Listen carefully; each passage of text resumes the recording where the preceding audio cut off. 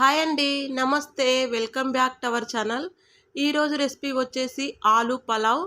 ఆలూ పలావ్ ఏ విధంగా వండుకోవాలనేది ఈ వీడియోలో తెలుసుకుందాం. ఆలూ పలావ్ చాలా సింపుల్గా ఈజీగా చేసుకోవచ్చండి.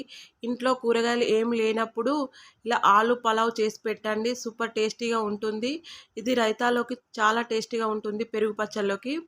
ఇప్పుడు ఆలూ పలావ్ ఏ విధంగా వండుకోవాలనేది చూద్దాం. ఒక గిన్నె పెట్టుకొని గిన్నెలో ఆయిల్ వేసుకొని ఆయిల్ హీట్ అయిన తర్వాత దాల్చిన చెక్క, ఇలాచీలు ఒక 5 ఇలాచీలు వేసుకున్నాను.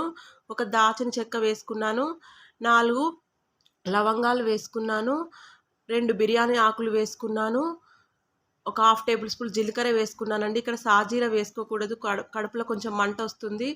జీలకర్ర వేసుకొని ఇంకా సన్నగా కట్ చేసుకున్న ఉల్లిపాయ ముక్కలు, పచ్చిమిర్చి ముక్కలు వేసుకున్నాను. పచ్చిమిర్చి ఉల్లిపాయలు ఇలా సన్నగా కట్ చేసి వేసుకోవాలి. ఒకసారి బాగా కలపండి.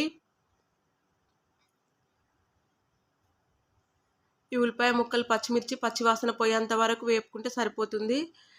ఇప్పుడు ఇందులోకి ఫ్రెష్గా దంచి పెట్టుకున్న అల్లం వెల్లుల్లి పేస్ట్ వేసుకోవాలి. అల్లం వెల్లుల్లి పేస్ట్ వేసి ఒకసారి బాగా కలపండి. అల్లం వెల్లుల్లి పేస్ట్ పచ్చివాసన పోయేంత వరకు వేపుకోండి.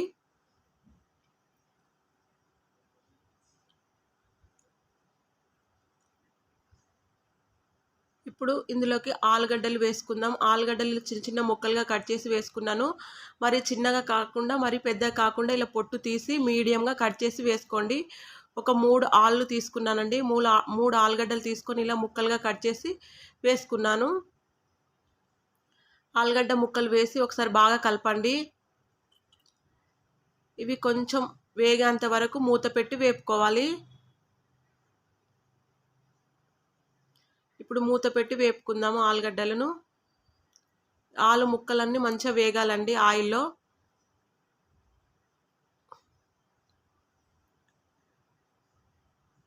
మూత తీసి చూద్దాం. చూడండి, ఆలు మంచిగా వేగాయి కదా. ఇలా మధ్యలో మధ్యలో కలుపుతూ ఉండాలి.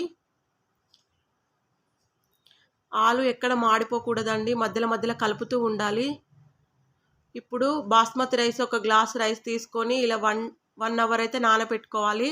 1 అవర్ నానబెట్టుకొని నీళ్లు వడగట్టుకొని ఈ బాస్మతి రైస్ అయితే వేసుకోవాలి. వేసుకొని ఒకసారి ఇలా బాగా కలుపుకోవాలి. ఒక గ్లాస్ రైస్ తీసుకుంటే 1.5 వాటర్ అనేది వేసుకోవాలండి. బాస్మతి రైస్ పాతవి కొత్తవి ఉంటాయి. పాత రైస్ అయితే కొంచెం వాటర్ ఎక్కువ వేసుకోవాలి. కొత్త రైస్కు కొన్ని వాటర్ తక్కువ వేసుకోవాలి. నేను గ్లాస్కు గ్లాస్ పావు వేసుకున్నాను మై కొత్త రైసు. ఇలా గ్లాస్కు గ్లాస్ వాటర్ వేసుకొని ఇలా కలుపుకోవాలి. వాటర్ వేసిన తర్వాత మంచిగా కలపండి. బాగా కలపకండి, రైస్ ఇరిగిపోతాయి, నాని ఉన్నాయి కదా. ఇందులోకి రుచికి తగినంత సాల్ట్ వేసుకోండి. వేసుకొని ఒకసారి మెల్లగా కలపండి.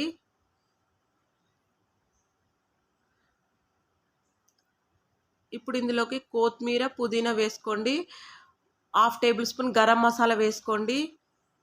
గరం మసాలా వేసుకొని ఒకసారి మంచిగా కలపండి. ఇలా కలిపి కొంచెం పుదీనా, కొత్తిమీర చిన్న చిన్న కట్ చేసి వేసుకోండి. ఇందులో పుదీనా, కొత్తిమీర వేసి ఒకసారి మెల్లగా కలిపి మూత పెట్టి ఉడికించుకోండి.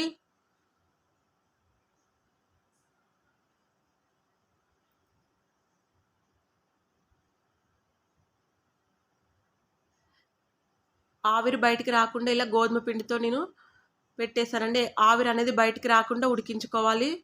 ఒకసారి మూత తీసి చూద్దాం. చూడండి, రైస్ ఉడికిపోయింది. మనకు రైస్ ఉడికిందని ఎలా తెలవాలంటే ఒక స్పూన్ను ఇలా నొక్కితే మనకు ఆ స్పూన్కు పదన రాకుండా వస్తే రైస్ ఉడికిపోయినట్టు. ఇప్పుడు స్టవ్ ఆఫ్ చేసేసుకోవడమే.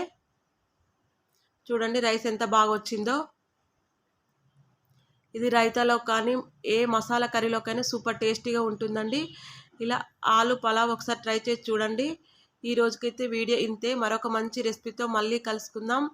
Thank you for watching. చూడండి రైస్ ఎంత బాగా వచ్చిందో.